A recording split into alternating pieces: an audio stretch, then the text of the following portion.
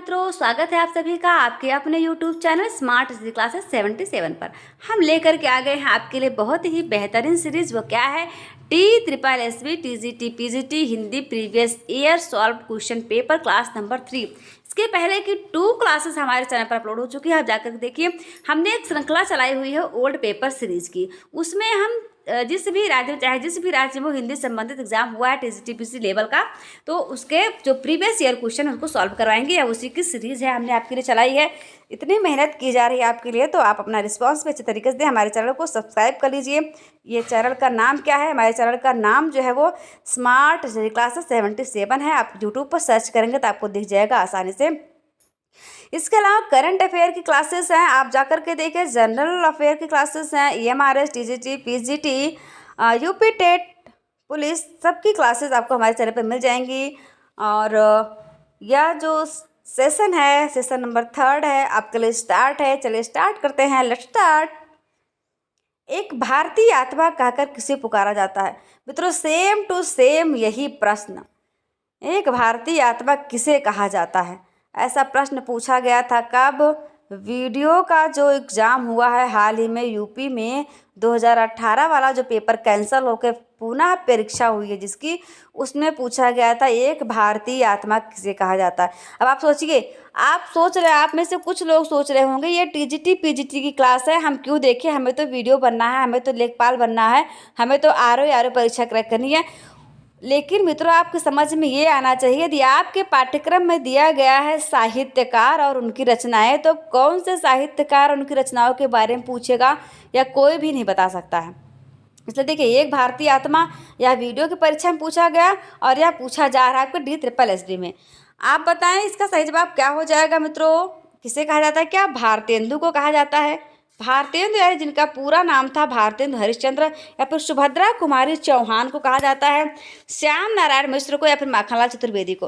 मित्रों, जो भारतेंदु हरिश्चंद्र जी हैं, इनके बहुत सारे निबंध हैं, कहानियां हैं, नाटक हैं। भारतेंदु युग का ही सोचिए आप, इनके नाम पर पूरे भारतेंदु युग का ही एक प्रचलन हो गया, भारतेंदु युग कहा जाता है।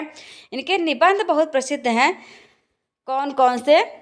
भ्रूण हत्या हमने पिछली क्लास में भी कवर किया है, तो आप जरूर देखें। भ्रूण हत्या, काशी मणिकर्णिका, तदीय सर्वस्व, सूर्योदय, यह इनके रहे हैं निबंध। अब ऑप्शन नंबर बी पर आपको कौन दिख रहा है? सुभद्रा कुमारी चौहान। जी हाँ मित्रों, ये सुभद्रा कुमारी चौहान, इनका जन्म हो गया था 1905 में, और उनकी मृत्यु एक कार दुर्घटना में हो जाती है। कब? 1948 में। इनकी प्रसिद्ध रचनाएं हैं त्रिधारा और मुकुल, 1931 में प्रकाशित हुई। ये सुभद्रा कुमारी चौहान है। सुभद्रा कुमारी चौहान वही है जिन्होंने लिखा था चमक उठी सन 57 में, हुआ तलवार पुरानी थी, बुंदे लो हर बोलो के मुँह हमने सुनी कहानी थी, खूब लड़ी मर्दानी वह तो झांसी वाली जानी थी। बच्चा बच्चा जानता है इसको। ये सब किसने लिखा था? सुभद्रा कुमारी चौहान ने लिखा था। श्याम नारायण मिश्र ने क्या किया? श्याम नारायण मिश्र की रचनाओं के बारे में हम देखते हैं, इन्होंने क्या क्या लिखा था। एहसासों का चौरा दरका, एहसासों का, आप अच्छे देखते चलिए इनको, एहसासों का चौरा दरका, यह इनकी रचना है। और भी रचनाएं हैं, हम बताते जाते हैं आपको, लिखते चलिए आप। मुक्त क्रीड़ा मग्न होकर खिलखिलाना, मुक्त क्रीड़ा मग्न होकर खिलखिलाना, जन्म गाथा गीत की, समय के देवता, मन मस्तिष्क सितार हो गए, ये रचनाएं आपके श्याम नारायण मिश्र की। माखनलाल चतुर्वेदी के बारे में भी हम देख लेते हैं। माखनलाल चतुर्वेदी ही वह महान व्यक्तित्व है जिन्हें कहा जाता है एक भारतीय आत्मा। इनकी प्रसिद्ध रचना है कैदी और कोकिल, पुष्प की अभिलाषा। पुष्प की अभिलाषा बहुत ज़्यादा प्रसिद्ध है, और उन्होंने यह कब लिखी थी? बिलासपुर के जेल में जब ये थे, तब उन्होंने इस समय इसकी रचना की थी, पुष्प की अभिलाषा की। पुष्प की अभिलाषा में क्या है ऐसा मित्रों? ये बहुत देशभक्ति कविता है, जिसमें पुष्प कहता है एक पुष्प की इच्छा क्या है, उसी को उन्होंने व्यक्त किया है। चाह नहीं मैं सुरबाला के गहनों में गूथा जाऊं, चाह नहीं प्रेमी माला में बिंध प्यारी को ललचाऊं, चाह नहीं राजाओं के सौ पर है हरि डाला जाऊं, चाह नहीं देवों के सिर पर चढ़ूं भाग्य पर इतराऊं, मुझे तोड़ लेना वनमाली उस पथ पर देना तुम फेंक, मातृभूमि पर शीश चढ़ाने जिस पथ जावे वीरने।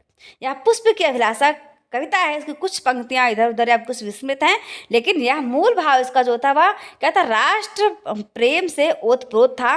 और ऐसा लिखा था किसने, आपके माखनलाल चतुर्वेदी, जिन्हें इन्हें ही कहा जाता है भारतीय आत्मा, एक भारतीय आत्मा है। यानी ऑप्शन नंबर डी सही हो जाएगा। अगला प्रश्न पूछ रहा है आपसे, ये इनमें से एक रामधारी सिंह की रचना नहीं है, नहीं है पर विशेष ध्यान दो। कुरुक्षेत्र, करुणालय, परशुराम की प्रतीक्षा, सामधानी। मित्रों ये जो सारी रचनाएं, यानी कुरुक्षेत्र भी इन्हीं की है, परशुराम की प्रतीक्षा भी इन्हीं की है, सामधानी भी इन्हीं की, सामधेनी भी इन्हीं की है, लेकिन सामधेनी इन्हीं की है। तो करुणालय जो है इसमें से, वो करुणालय इनकी नहीं बल्कि जयशंकर प्रसाद जी की है। जयशंकर प्रसाद जी की और कितनी रचनाएं है, कौन कौन सी रचना है जयशंकर प्रसाद के बारे में थोड़ा सा हम जानते हैं। मित्रों जयशंकर प्रसाद जी ने लिखा था उर्वशी, उर्वशी रामधारी सिंह दिनकर ने भी लिखा है। उर्वशी, वन मिलन, प्रेमराज, अयोध्या का उद्धार, शोकोच्छ्वास, बब्रवाहन, चित्रधार, प्रथम प्रभात को छायावाद की पहली कविता माना जाता है। इनकी एक रचना थी प्रथम प्रभात, जिसे छायावाद की पहली कविता माना जाता है, जयशंकर प्रसाद जी की। इसके अलावा उन्होंने बहुत सारे नाटक लिखे हैं। अब देखिए दिनकर जी के बारे में, दिनकर का पूरा नाम क्या था, रामधारी सिंह दिनकर। दिनकर की रचनाएं जो थी रेणुका चलिए सन भी लिखते हैं, सन भी बहुत इंपॉर्टेंट है। रेणुका को लिखा था इन्होंने 1935 में, 1935 में लिखा रेणुका। हुंकार लिखा था 1940 में, यानी 1940 में लिखा था। रसवंती लिखा 1940 में। द्वंद्व गीत लिखा 1940 में। कुरुक्षेत्र लिख दिया था 1946 में। सामधेनी जो देखिए यहाँ पर दिया गया, सामधेनी लिखा था 1947 में। उर्वशी लिखा था 1961 में। रश्मिरथी 1952। परशुराम की प्रतीक्षा 1963 में। मोस्ट इम्पॉर्टेंट है ये भाई, आप इन सारी रचनाओं को याद कर लीजिए और सन को भी याद रखें और बेहतर होगा। तो इस प्रश्न का सही जवाब क्या हो जाएगा, ऑप्शन नंबर बी है। जो करुणालय है, करुणालय आपके दिनकर की रचना नहीं है, बल्कि किसकी रचना है, जयशंकर प्रसाद जी के, ऑप्शन नंबर बी। देख लिया कि नहीं आपने, देख लीजिए, इसका नोट्स भी बनाते चलिए। और यदि आपने अभी तक हमारे चैनल को सब्सक्राइब नहीं किया तो सब्सक्राइब कर लीजिए, वीडियो को लाइक करते चलिए, अपने मित्रों तक शेयर करते चलिए। हम आपके लिए सारी क्लासेस लेकर के आते हैं, इतनी मेहनत से क्लासेस बनाई जाती हैं, हमारे टीम के द्वारा इतना स्ट्रगल करके इतनी शानदार पीपीटी पीडीएफ तैयार की जाती है। यदि आप इस शानदार से पीडीएफ को प्राप्त करना चाहते हैं, किसे प्राप्त करना चाहते हैं, पीडीएफ को प्राप्त करना चाहते हैं, आप सोच रहे हैं उनको पढ़ना है, नोट्स ना बनाना पड़े, तो उसके लिए आप चलिए टेलीग्राम पर, वहाँ पर सर्च कर लीजिए आप SSC 77, जिसे कि आप स्मार्ट सीजी क्लासेस 77 कहते हैं। वहाँ टेलीग्राम चैनल है, उस पर आप ऐड हो जाइए, वहाँ पर पीडीएफ फ्री में मिल जाएगा, आपको कोई चार्ज नहीं देना आपको। इस प्रश्न का जवाब दीजिए आप, इनमें से किन्हें राष्ट्र कवि कहते हैं, क्या श्री राम शरण गुप्त को, मैथिली शरण गुप्त को, या माखनलाल चतुर्वेदी को, सुभद्रा कुमारी चौहान को, किसे कहते हैं मित्रों, सिया राम शरण गुप्त के बारे में हम जानते हैं, थोड़ा सा इनकी रचनाओं के बारे में देखते हैं, बहुत इंपॉर्टेंट लेखक रहे हैं ये। इन्होंने लिखा था मौर्य विजय, मौर्य विजय के बाद लिख दिया इन्होंने अनाथ, फिर लिखा इन्होंने दूर्वा दल, और आर्द्रा लिखा था, आर्द्रा हाल ही किसी परीक्षा में पूछा गया था, आर्द्रा, आत्मोत्सर्ग, पाथेय, मृणमयी, बापू, उन्मुक्त, दैनिकी, नकुल, नोवाखली, जय हिंद, ये सभी आपके सिया राम शरण गुप्त जी की रचनाएं हैं। फिर मैथिली शरण गुप्त के बारे में थोड़ा सा जानते हैं, इनको छोड़े हम भाई, नहीं छोड़ने वाले, बिल्कुल इनके बारे जानेंगे। इनका जन्म हुआ था 1886 में और मृत्यु हो जाती है 1964 में। मृत्यु एक शाश्वत सत्य है जो प्रत्येक व्यक्ति को आनी है। आधुनिक युग का तुलसी कहा जाता है, मैथिली शरण गुप्त जी को आधुनिक युग का तुलसी कहा जाता है। इनकी रचनाएं जो हैं वो रंग में भंग 1909 में लिखा था इन्होंने, चलिए देखते हैं रंग में भंग कब लिखा था, तो 1909 में लिखा था रंग में भंग। फिर क्या लिखा इन्होंने, जयद्रथ वध लिखा, कब लिखा, 1910 में लिखा जयद्रथ वध। उसके बाद क्या लिखा, किसान 1917 में लिख दिया था, किसान 1917 में लिखा। फिर क्या लिखा, विकट भट्ट लिखा 1929 में, गुरुकुल लिख दिया 1929 में, और साकेत जो कि इनकी प्रसिद्धि का कारण है उसे इन्होंने लिखा था 1931 में। अब माखनलाल चतुर्वेदी, वही जिन्हें राष्ट्र कवि कहा जाता है, इनकी रचनाओं को भी हम जान लेते हैं। सॉरी, राष्ट्र कवि नहीं बल्कि इन्हें कहा जाता है एक भारतीय आत्मा, माखनलाल चतुर्वेदी जी को। और इनकी जो रचनाएं हैं, हिम किरीटिनी, हिम तरंगिणी, हिम किरीटिनी और हिम तरंगिणी, और भी रचनाएं इन्होंने लिखी है, ऐसे दो ही नहीं लिखी हैं, हिम किरीटिनी, हिम तरंगिणी। वेणुलो गूंजे धरा माता, वेणुलो गूंजे धरा माता, युग चरण, कौन सी मित्रों, युग चरण, मेरे साथ आपसे दोहराते चलिए ताकि आपको याद भी होते रहे। मरण ज्वार, बिजुरी काजर, आँच रही, धूप वलय, ये सारी रचनाएं किसकी हैं? माखनलाल चतुर्वेदी जी के हैं। सुभद्रा कुमारी चौहान को आप जानते हैं, इनकी रचनाएं थी त्रिधारा और मुकुल, 1931 में प्रकाशित हुई थी। ये अब सुभद्रा कुमारी चौहान वही चमक उठी सन 57 वह तलवार पुरानी थी जिन्होंने लिखा था वही है ये। और इनकी बेटी जो हैं सुधा चौहान, कौन थी? सुधा चौहान ने एक जीवनी लिखी है और उसका क्या नाम है? मिला तेज से तेज। तो सुधा चौहान जी ने अपनी माता की जीवनी लिखी है, सुभद्रा कुमारी चौहान की जीवनी लिखी है, उसका नाम क्या दिया इन्होंने? तो नाम दे दिया इन्होंने मिला तेज से तेज। यह अपनी माता जी की जीवनी लिखी है इन्होंने, सुधा कुमारी ने मिला तेज से तेज। और सुधा कुमारी का विवाह हो गया था प्रेमचंद जी के सुपुत्र अमृत राय के साथ में, है ना। चलिए, इस प्रश्न का सही जवाब हो जाएगा ऑप्शन नंबर बी, यानी मैथिली शरण गुप्त को राष्ट्र कवि कहा जाता है, जो भारत भारती नामक रचना पर महात्मा गांधी जी ने इन्हें कहा था। इनमें से कौन सी जो कृति है वो सूरदास जी की नहीं है? सूरदास की कृति आप जानते हैं कि 3 कृतियों को ही आपके आचार्य रामचंद्र शुक्ल जी ने महत्वपूर्ण माना है, प्रमाणित माना है। साहित्य लहरी, सूरसागर, सूरसारावली, 3 रचनाएं इनकी, जबकि गंगा लहरी इनकी रचना नहीं है। सूरदास जी को अष्टछाप का कवि था एक थे, और इनको पुष्टि मार्ग का जहाज कहा जाता है। इनके पद गेय मुक्तक शैली में है, किंतु उनमें प्रबंधात्मकता का रस है, इसलिए इन्हें लीला पद भी कहा जाता है। 5000 पद काशी नागरिक प्रचारणी सभा से प्रकाशित हुए हैं। यह रहा सूरदास जी के बारे में थोड़ी सी संक्षिप्त जानकारी। ऑप्शन नंबर ए सही है, ये जो गंगा लहरी है वह सूरदास की रचना नहीं है। इनमें से कौन ज्ञानपीठ पुरस्कार विजेता नहीं है? मित्रों, ज्ञानपीठ पुरस्कार विजेता निर्मल वर्मा नहीं है, नरेश मेहता, राजेंद्र यादव, रामधारी सिंह दिनकर। राजेंद्र यादव को छोड़कर शेष तीनों जो है वो ज्ञानपीठ पुरस्कार विजेता है। निर्मल वर्मा की और रचनाओं के बारे में हम जानते हैं, वे दिन, कौन सी मित्रों? वे दिन, लालटीन का छत, एक चिथड़ा सुख, रात का रिपोर्टर, अंतिम अरण्य, यह निर्मल वर्मा की रचनाएं हैं, आप इन्हें भी ध्यान से पढ़ें। फिर देखेंगे नरेश मेहता। नरेश मेहता ने क्या लिखा था? सीढ़ियों पर धूप में, आपने इसे तो पढ़ा ही होगा, सीढ़ियों पर धूप में, कहीं ना कहीं आपका आमना सामना अभी तक हुआ होगा इससे। उसके बाद इन्होंने लिख दिया था हंसो हंसो जल्दी हंसो, क्या करो? हंसो हंसो जल्दी हंसो, ये हंसो हंसो जल्दी हंसो, हंसो हंसो जल्दी हंसो, यह किसने लिखा था? नरेश मेहता ने लिखा था। लोग भूल गए हैं कुछ पते, कुछ चिट्ठियाँ और आत्महत्या के विरुद्ध, यह इनकी रचनाएं हैं। अब राजेंद्र यादव जो थे वही जो मन्नू भंडारी जी के पति हैं, इन्होंने बाद में हंस पत्रिका का संपादन भी किया है 2013 तक। रामधारी सिंह दिनकर की रचनाएं पढ़ने से पहले थोड़ा सा हम राजेंद्र यादव के बारे में और जानते हैं। इनकी रचनाएं कौन कौन सी हैं? देवताओं की मूर्तियाँ, कौन कौन सी हैं? देवताओं की मूर्तियाँ, देवताओं की मूर्तियाँ, ये राजेंद्र यादव की रचना है भाई, इसको ध्यान रखिएगा आप। देवताओं की मूर्तियाँ, और उसके अलावा उनकी क्या है? खेल खिलौने, जहाँ लक्ष्मी कैद हैं, आत्महत्या, अभिमन्यु की आत्महत्या, छोटे छोटे ताजमहल, टूटना, अपने पार ढोल, प्रतीक्षा, एक दुनिया समानांतर। एक दुनिया समानांतर कई बार पूछा गया है, तो यह इम्पॉर्टेंट है, आप इसे याद रखें। एक दुनिया समानांतर, यह इनकी प्रसिद्ध रचना रही है। आगे बढ़िए, आप दिनकर जी के बारे में जानेंगे। दिनकर जी यानी रामधारी सिंह दिनकर, इन्होंने लिखा था रेणुका को, और कब लिखा था? 1935 में लिखा रेणुका। हुंकार लिखा 1940 में, रेणुका के बाद हुंकार लिखा 1940 में, रसवंती लिखा था 1940 में। ये सारी रचनाएं इंपॉर्टेंट है। द्वंद्व गीत 1940 में, कुरुक्षेत्र, कुरुक्षेत्र देखिए बहुत अच्छी रचना है, 1946 में लिखा था। परशुराम की प्रतीक्षा 1963 में लिखा। इतिहास के आंसू, धुआं, धूप और धुआं, दिल्ली, नीम के पत्ते, नील कुसुम, हारे के हरिनाम, ये सारी रचनाएं जो हैं आपको वो रामधारी सिंह दिनकर जी की हैं। मित्रों, यह हम सॉल्व कर रहे हैं DSSB 2015 का ओल्ड पेपर है ये। तो इनमें से किसे ज्ञानपीठ पुरस्कार सम्मानित नहीं किया गया था? मित्रों, आपको जो राजेंद्र यादव जी हैं इन्हें ज्ञानपीठ पुरस्कार नहीं मिला है, शेष तीनों को मिला हुआ है। भारत दुर्दशा के लेखक कौन है? भारत दुर्दशा के लेखक, यदि आपने बहुत ध्यान से पिछले क्लासों को देखा होगा तो आप जरूर समझ पाएंगे, इसका जवाब दे पाएंगे। भारतेंदु, उदय शंकर भट्ट, बाल मुकुंद गुप्त या फिर प्रताप नारायण मिश्र। मित्रों भारतेंदु का जन्म हो गया था 1850 में, इनकी मृत्यु होती है 1885 में।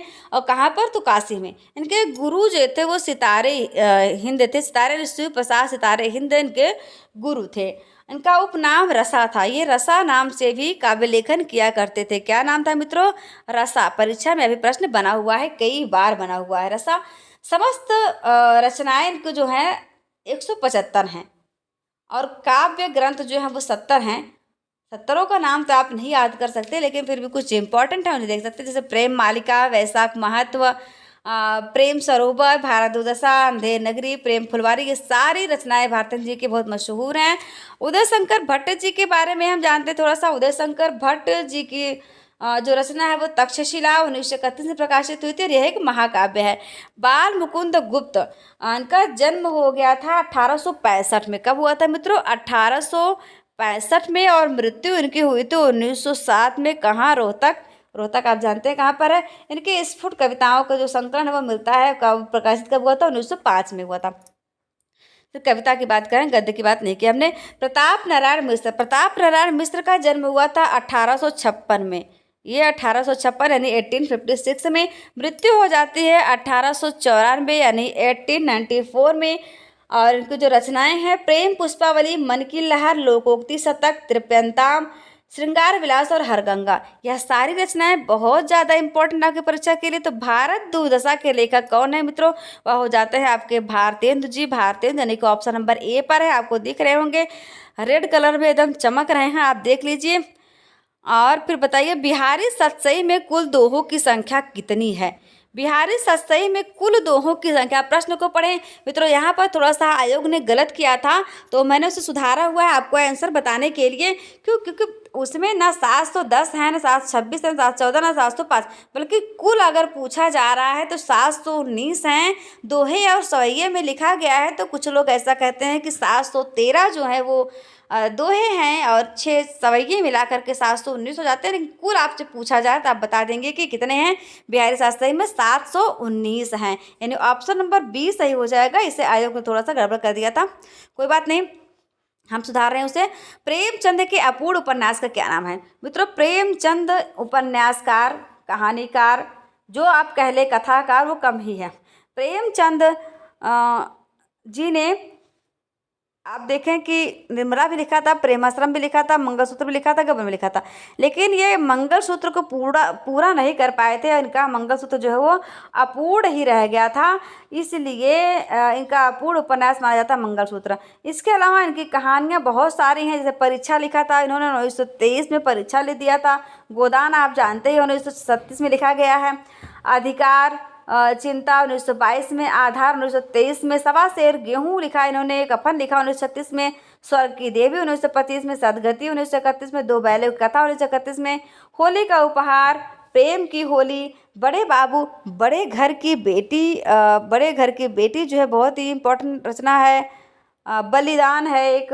बहुत सारी रचनाएं हैं इनकी, कितने याद करें, 300 ज़्यादा कहानियाँ इनके। मानसरोवर नामक 8 खंडों में इनकी कहानियाँ प्रकाशित हुई हैं मानसरोवर के नाम से। सेवा सदन, गोदान, गबन, ये सारे तो इनके हैं ही। फिलहाल इस प्रश्न का से जवाब हो जाएगा ऑप्शन नंबर सी, यानी कि मंगलसूत्र जो है वो अपूर्ण है। और लिखा किसे है? इसे प्रेमचंद ने लिखा है।